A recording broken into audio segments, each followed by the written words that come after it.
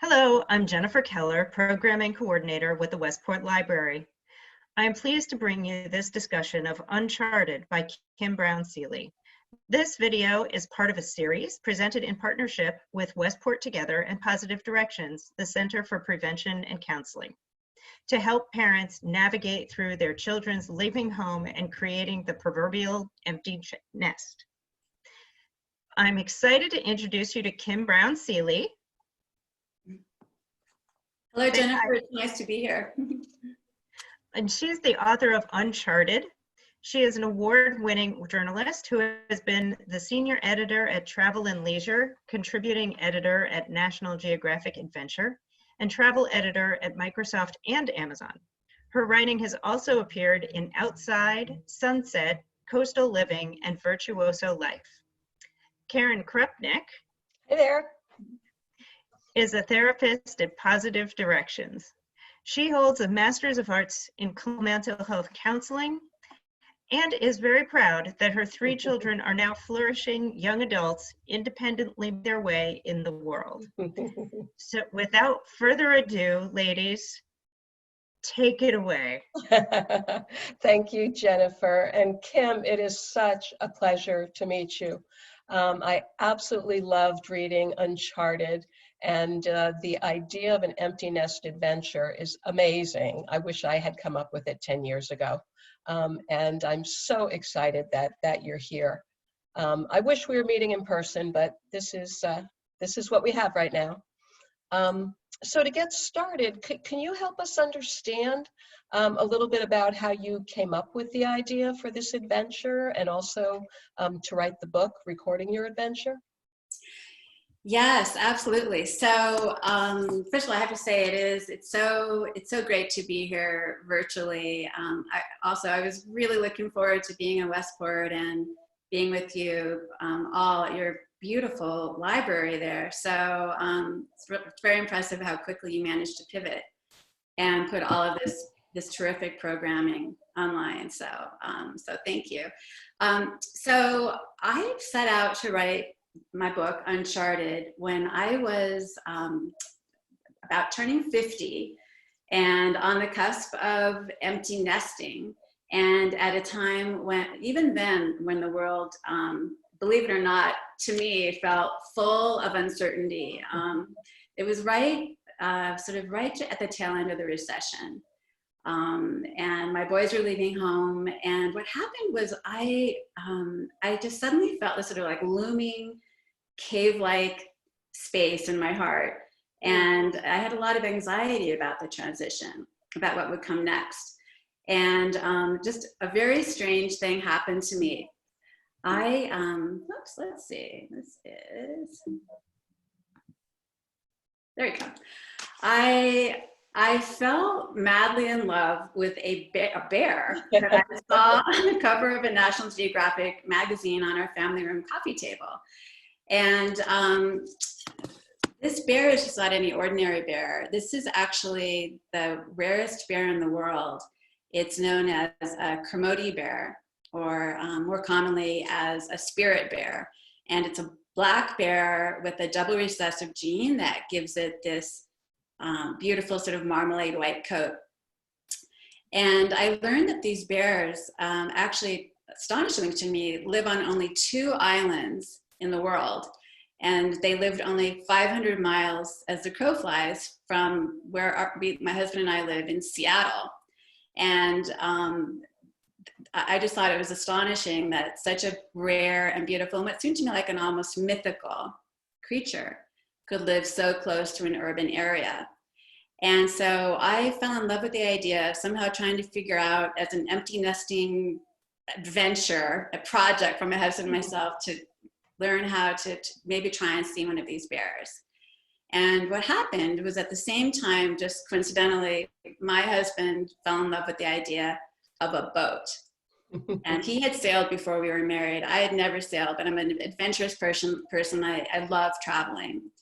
And this is the area where the bears live. It's very remote and wild. And they live in an area called the Great Bear Rainforest, which is just north of Vancouver Island and south of Alaska. and it's about 250 miles of coastline, about the size of Switzerland, but it's mostly uninhabited. So to travel there are no roads. You can't just drive to see these bears. You can really only get there by boat or canoe or float plane, which was not an option to us.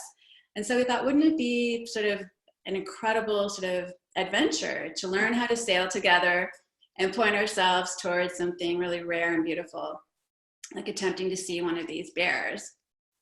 So this was the boat that my husband sort of fell in love with. And I thought I would read just a passage from the book, very short passage explaining how this happened. Mm-hmm. And again, I had never sailed before. Our sons were leaving the nest. The economy was in free fall. Our jobs were stagnant. And it seemed my husband and I had come to the edge of something. We could live safe, small lives, or try something totally new by launching into the unknown. And so the year before our second son left for college, we bought a gently worn sailboat.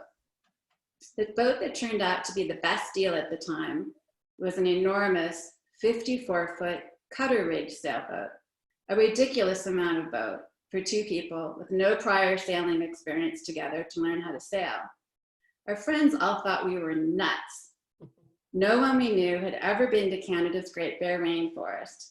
And oh, by the way, didn't we know that it rained up there all the time? But our plan didn't seem all that far-fetched to me. Let's see. My husband flew to Rhode Island to check out the boat. It was snowing, and the temperature was 15 degrees. His best friend, a college buddy from Boston, drove down to meet him, and they called in a local party, a local boat surveyor. I think we should get her, my husband said, clicking through boat photos on his laptop the night he got home. Uh-oh, it had already become her. I know it takes vision to imagine having cocktails in this frozen cockpit, he went on, but it's covered in ice, I protested. Trust me, she's a screaming deal, my husband said happily. Plus, at this price, we can afford to move her across the country and put some work into her. All I could think was, this is 54 feet, a 54-foot money pit, and I don't even know how to sail. Had my husband actually just said, move her across the country? But then I considered all the places we could go, the San Juan Islands, the Gulf Islands, and the Queen Charlotte Islands off the Canadian coast. Heck, maybe we'd even learn enough someday to cruise south to Mexico or across the Pacific. It was thrilling, but it was also 2009, a year when sane people were not out shopping for sailboats, even used ones. The economy was a mess. Millions of people were looking for work. But then a wild idea hit me. If the world turned upside down and everything went under, we could live aboard the boat. We'd have the ideal survival capsule. So that's how it started. And these are our boys and our dog at the time. And it was a lot of work getting that boat ready and learning how to sail it, which we did as a family. That boat is so beautiful. I am not a sailor, but it actually is a lovely boat. When I was reading the description of it in the book, I hadn't actually looked at the picture of it. It really truly is a lovely looking boat. Thank you. It was a lot of boat for two people to handle, and I really fell in love with the idea of it sort of as a floating cottage, mm-hmm. and the coziness of inside, and just. And I actually don't have any interior pictures of it, but we filled it with books, and it's one little space basically where we lived all the time and cooked our meals, and it's really. But with the freedom of being moving. But in many ways, it was a lot like the kids keep saying, "Gosh, being in quarantine feels a lot like being on the boat." So. Yeah, I was trying to get a sense of like the real size of it, and I realized it would like take up most of my like my entire house. It really is pretty massive, right? Well, it's 54 feet and it's 16 feet wide. Wow. So it was a lot of boat for two people to handle. It was definitely easier with the boys on board. Mm-hmm. And I think it was a huge challenge to learn how to sail that boat first together as a family, But it was a wonderful thing to do as a family. And then certainly for my husband and myself. And I was really thinking of that summer very much like a liminal space, a summer that was between one thing and another, one life chapter and another, which is, I think in many ways, like what we're all going through now, this space where time feels different. And it's a time that none of us will forget. It's a hard, challenging time, but it is there are many similarities, I think, to sort of surviving on a sailboat. I thought I wanted just to show the route quickly, because I realized for so many people, certainly on the East Coast, this kind of a sailing journey, it's probably hard to imagine where we went. So hopefully this map will work. We started in Seattle. Can you see that, Karen? Looks, it makes so much more sense to me now. Okay. And these route maps are in the book, but we cruised north through the San Juan Islands. Our trip was about 2 months total. And we started off in the San Juan Islands, which most people have heard of, but we went north, all up the coast of British Columbia. And here, this is British Columbia here, up the coast of Vancouver Island, and really learning how to sail as we went. The boys were with us for about 2 weeks of the trip, and then they left, and our older son went back to his job in San Francisco. Our younger son left for college on the East Coast, and it was just the two of us sailing, trying to learn how to sail this massive sailboat. And as you get further north on this coastline, it's fairly intricate, and it's just complex boating. And you can see there are all these rapids, which you have to time your passage through them, or it's dangerous. So that was exciting. And here, let's see, heading up the coast of Vancouver Island. Let's see. Nope. Well, there we go. On up through these really, really remote and wild islands, which are so beautiful. As you get farther north, this is completely uninhabited, and so you have to be self-provisioned for weeks on end. There are no little stores. There's a few First Nations villages in this part of Canada, which were fascinating to us. So wonderful and interesting to explore. So this is all the Great Bear Rainforest, and these two islands, Gribble Island and Princess Royal Island, which in itself is a massive uninhabited island, are where the spirit bears live. So if you want to go see a spirit bear, you can camp out on those islands for days in the rain and wait in the forest and try and see one. But it was much harder to do than I thought. It was a crazy thing to do, and I'm glad we did it when we did it. What was the longest period of time you went without seeing anyone? That's such a good question. The longest period of time would have been probably maybe 10 days. There are definitely little, as I said, these First Nations villages, and as you plot your course, there were places occasionally to go in, and where you could tie up to a dock. And at that time, our boat actually didn't have any way to, it didn't have a water maker on it. We hadn't added one. It was an older boat. Now we can make water from salt water when we're out cruising. We still, believe it or not, go every summer. We love it. We've gotten better.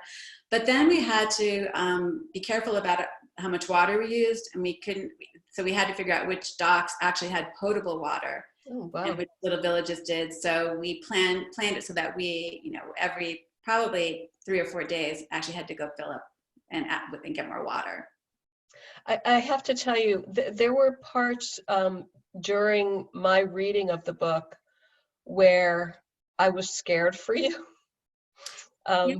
Did you have periods of when you were feeling, physically or emotionally frightened?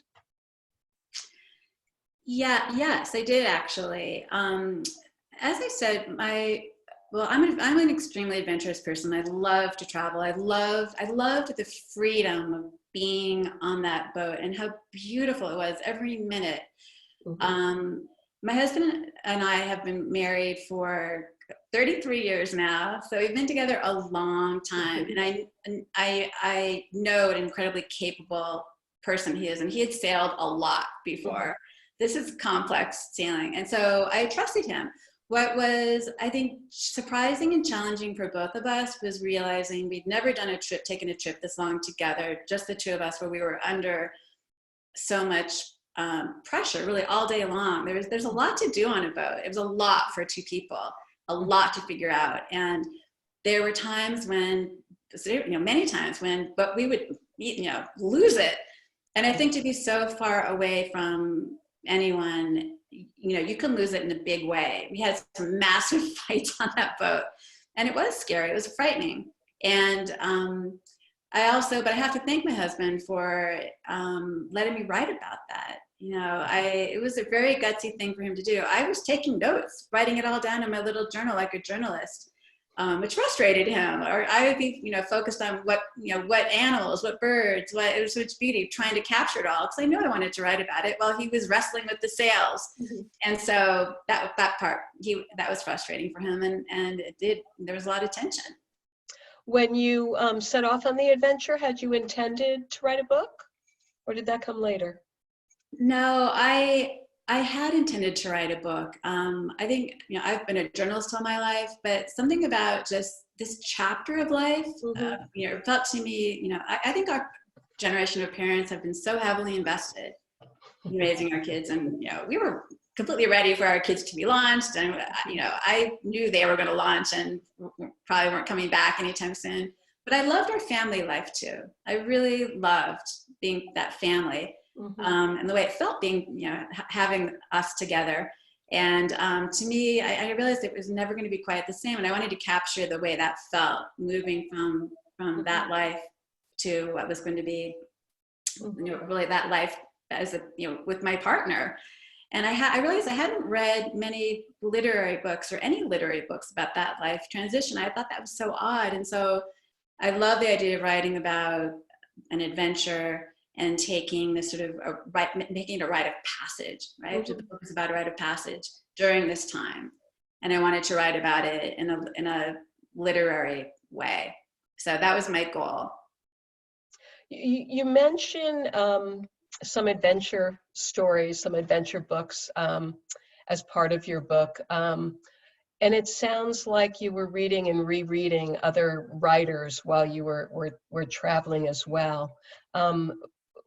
What do you think, what do you think your main influences were as a kind of adventure writer? Sure. Well, one thing I have to say, I think any time kind of a trip like that, and it's actually, I think, really similar to our time now, that trip is very much for us, it's a reading trip. In fact, my kids, when they come back to the boat now and bring their girlfriends, they all talk about, it's not a sailing trip. It's, when is the reading trip going to be this summer? There's so much time on a boat, and there's no connectivity. It's the other thing I should have mentioned in that part of Canada. So there are no phones, there's no screens, there's no, there's a lot of time to fill with game, like playing, backgammon or reading. So we all bring our books, and I love reading and the time to read. And so my influences, I wanted to read the types of books that would be inspiring to that place. So there's a wonderful book by Jonathan Rabin called Passage to Juneau, which is a brilliant nonfiction book about his cruising the Inside Passage, which is what this area is known as. And when I read that for the first time, that's what made me want to do this trip. There's also a beautiful book that's a classic by a woman who, it's called The Curve of Time. It's a Northwest classic. And in the 1930s, she was widowed, and she would pack her 6 children into a tiny motor launch and rent her house out every summer to save money. And she would solo cruise with them all the way up through Desolation Sound. And she wrote a beautiful book about it that was published after she died, actually. She never knew what a classic it became. And then Moby Dick. I'd never read Moby Dick, embarrassingly, until I had a lot of time on the boat. None of us had read it. And now that's sort of one of our family's favorite books. But that inspired me. And the idea of the white whale, it's like, oh my goodness, we're in search of a white bear. There was that parallel. Oh, that's so much fun. If you were going to put in a couple sentences what you were wanting to kind of accomplish with the trip, what would that be? And do you feel like you achieved what you would have set as your goals, heading out? Oh, that's such a thoughtful question. It's interesting. Our goals were really simple. They were to learn how to, sail that boat. It was wildly ambitious to go as far as we went and try and see the bear. That was my idea. And to my husband's credit, he said, fine, if that's what it'll take to get you on this boat. If you want to do, we'll do that. It was so hard and it was crazy. Mm-hmm. And so I do think, I feel it's an accomplishment that we got there, that we did that, and we survived emotionally, frankly, without killing one another. Parts of it were really hard, but we also, I think, and then we had to sail ourselves all the way back. But we were so proud of ourselves, and there was so much beauty that we witnessed. It was such a tremendous adventure to have shared. And, it's interesting, during this time, we find ourselves at home now looking back on the things we've done and on those trips and things, saying we're so glad that we did them then when we could do them. It's funny, with that particular trip, we were always saying, when we're in our 90s, when we're in our 80s or 90s, we'll look back and we'll say, aren't we so glad that we did that we, we have these memories. We never imagined it would be this year, right? That we're looking back at, all of our family travels and memories that we've created and with our kids, and just saying, it's good that we did that then, because, it's just, I don't know, who knows? Right. Yeah. Yeah, I mean, if this time teaches us anything, that who knows, will be a spur for a lot of people. Really we'll looking wait after and their see. dreams. Yeah. There was a point in I think the beginning of the book where you were talking about, and it so resonated with me as I think our kids are more or less the same age, and our generation of parents, that it's when the kids are little, and even as they get to be teenagers, there's always this sort of underlying unsettled feeling that, is everything okay? And early in this is a great picture. Oh my goodness. And early in the book, there's this place where it seemed like you had really started your, kind of let go of that feeling a little bit, and really set forth on your kind of journey to sort of the next stage of your life, really. That you marked in such a wonderful way. Do your kids, what do your kids think about this now that, they're launched, they've started off on their own lives? How do they look back on this trip? They, I think they've been incredibly supportive of I would say, first of all, the book. They love the trip, they love the boat, and that's the first place that they come back for vacation. Mm-hmm. And they, as I said, one is married now, the other has a very serious girlfriend, and it was very clear that for both those women, they were so brave to come on the boat. It's clear if they didn't like it, that's probably not going to bode well for their relationships. And I was so impressed by these women.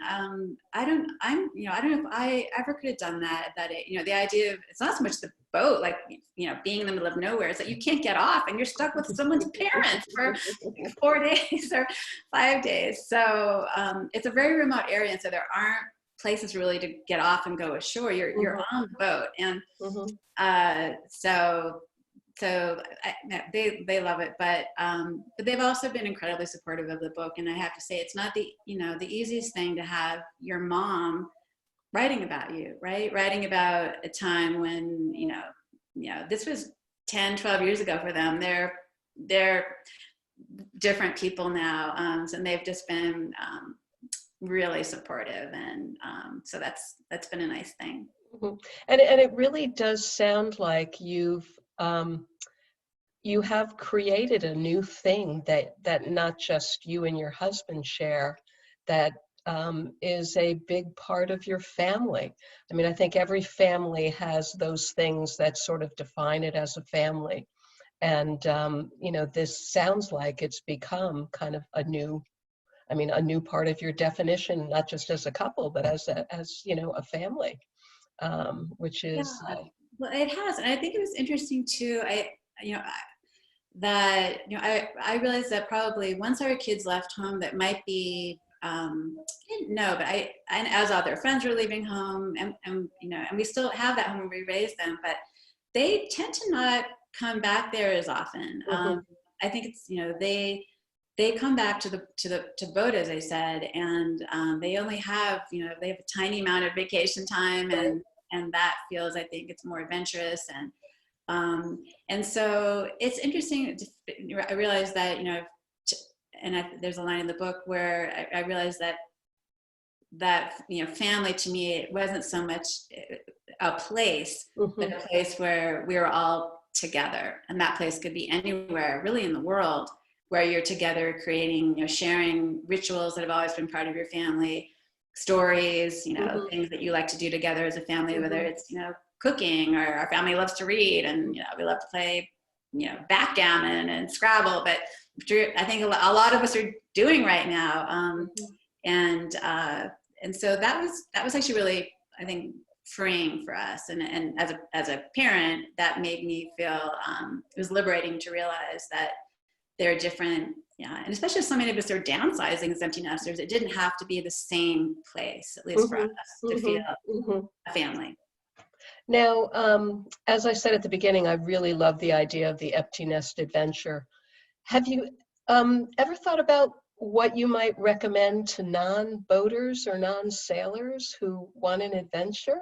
I mean, you've traveled, I think the little bio in the book said you've been to 30 plus countries. You've obviously traveled extensively. What might you recommend to, sort of the non-ocean people? No, absolutely. And I would not recommend this unless you really, you are a boater or sailor, and love really wild places on the edge. But no, that's a great question. And it's been such an interesting conversation to have with so many people as I've traveled with my book. And what I would recommend, and I think this is going to be even more timely this summer, is I've met so many people who are taking trips that are, in essence, really very much like being on a boat, but they are in like a camper van that has a little area where you can cook, or gosh, there are those cool new vans that I think they have, like, you can be off grid with them, and they're powered in a way that you can park way in the middle of nowhere. And I've heard though that they're trickier to maintain or to keep running than you would think. They're complicated. But I do think that I've loved any type of a road trip. We've always been big into really remote, strange places that most people probably wouldn't go. But I think, right now in particular, that this is going to be, a time to think about getting, off the beaten path, or, taking if an extended backpacking trip even, right? That's what my family grew up doing, and I've gotten spoiled. I haven't carried a pack or slept on the ground in a long time, but I was thinking actually, maybe this summer, maybe trying that again. But I think U.S. destination trips that are simple will probably be the empty nest trip for the next few years. And it sounds like there's a sense, I think there's this thing that a lot of us worry about when our kids are about to go off, that, sort of that old saw, you kind of wake up the next morning, you look at each other across the breakfast table, and you're like, oh my God, what now? How does it feel to you? Because it sounds like your kids are very independent, and you know, as you said, they, all our kids really, they get so little vacation time unless they live near you. You just don't see them much. How does it feel for you and your husband at home now? Does it feel different than you would have expected before this big trip? You know, I don't know if I really had any expectations. I think, well, one reason actually that I wanted to take this trip is, as I explained in my book, my mother had confided in me that when she was going through empty nesting, that it was a really hard time for her and that she fell into a depression. And I was so grateful that she shared that. Yeah. My mother's amazing. She's still, she's an incredible photographer and is still, you know, her work is in museums, and I admire her so much and how she's navigated her life. So it wasn't as if she wasn't going to have anything to do once the kids left. I knew she had her work, but she was still lonely. So that was part of the reason I thought, all right, we need something else, like a thing, a shared project or new shared passion. And I also had seen, I'd watched around me when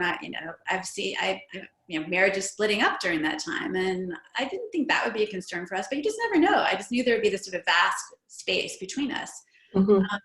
So as one of my best girlfriends says still, you know, I think you're really lucky, you know, if your husband is also, or your partner is your best friend too. And if you really like your partner, which, you know, my husband and I, we are each other's best friends. And we actually are pretty used to spending a lot of time, just the two of us. And we're, you know, we like doing that. But I think it's a hard time if you're used to, you know, if you don't like, you know, really spending just that much time together, because you are alone together. And I think you have to develop new routines, right? And new things that are fun and new shared interests. And at least that's what my girlfriends and I have shared that, at least, and noticed that that's a big part of the transition. And I love your descriptions of, there are so many animals in the book that are so important, from the, you know, the great blue heron and I think it's a sea wolf that you encounter, and of course the bears. But what struck me were some of your encounters with the humpback whales. Because of course around here in California, you know, people go on these whaling trips to see whales, and of course go out for the afternoon and maybe they can see a spout of water somewhere. And it sounded like the first time you saw the humpbacks, it meant something kind of special to you. Can you talk about that a little bit? It did. No, it was so incredible. It was right after we had left our youngest son at school, and we were back on the boat for the first time by ourselves, and we had untied, and we were sailing to a place that, you know, where I actually for the first time realized that there would be no cell service, that he could even call us if we needed to, you know, which we didn't realize, you know, it's crazy we didn't realize that, but we couldn't imagine, we didn't know. And suddenly there we were. I could not believe we were doing this. And I was pretty kind of depressed. We were sailing off and farther north and just surrounded by all this nothingness. I was actually up on deck at the wheel. My husband was down below. And I was just feeling just very listless. And suddenly out of nowhere, these two enormous humpback whales breached off the side of the boat, maybe, I don't know, 100 feet off. It was actually, you know, could have been really dangerous if they'd been closer. But just like two rockets, like, you know, just flew out of the water. I was so shocked and came crashing back down. I've actually never seen that once since. We've spent about 6 weeks on our boat every summer. I've never seen two breach fully out of the water. It was incredible. And my husband missed it. He came up and there was sort of this splash as the water was spreading out. But it did feel to me very spiritual. It felt almost like a sign. Yeah. Boys, because I was sitting there just really missing them, and we just said goodbye, and it just made me feel, and I was worried about how we were going to survive on the boat, if our boat would survive, and there were the boys, and it almost felt like a sign, like that we're all sort of connected in ways that we can't even begin to imagine. And if I sound sort of woo-woo, but it felt that way to me. And that it was like the boys saying, fine, we're with you, and it was just the whales were incredible. And at that point, it was such an amazing thing to see, so remarkable that of course I didn't think about the boys for a while. And I think we were, I realized that they were fine. They didn't need us then, and they didn't, that we were then fully engaged in the trip and just the extraordinary privilege of being able to see that kind of beauty. And speaking of which, I have a short film clip that I would love to show now, because I think, and that was another reason I wrote the book, which I should have mentioned earlier. I think to be able to see a part of the world like this, I also wanted to write about it just to begin to just convey what it feels like to explore a place that's still so wild and beautiful and pristine. So this film clip is part of an IMAX movie that's touring nationally. If you ever get a chance to see it, it's just called The Great Bear Rainforest. Could you say that it's called what? Called The Great Bear Rainforest. And it's actually made by a terrific organization in Canada called Pacific Wild. And they are the prime organization that is on the ground working to preserve this part of the world, which is still endangered and we didn't talk about that today, but has incredible biodiversity. And as I said, these very rare species. And it's beautiful. So here's the fantastic. Well, when the movie's open again, I hope it'll be at our local IMAX. I hope so too. Well, let's see. Oh, after all that, here's the spirit bear. He is so beautiful. He is so beautiful. Let's see. And so big. Oh, there we go. Okay. There.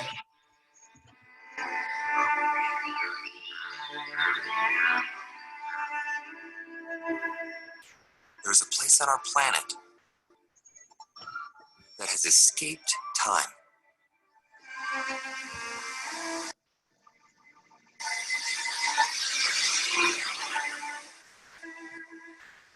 A sanctuary to a stunning diversity of wildlife. Oh.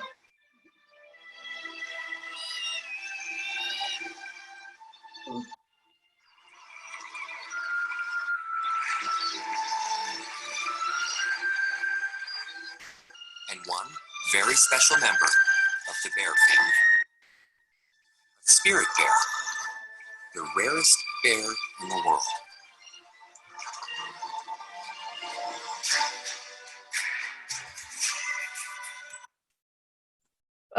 That's it. That is so fabulous. Kim, thank you so much. This was absolutely delightful. Are there any last things you want to pass on to our Westport community? Well, no, just thank you so much both for having me today. And again, it was such an interesting conversation, and I was just so disappointed to not be there in person, but this is great. So thank you.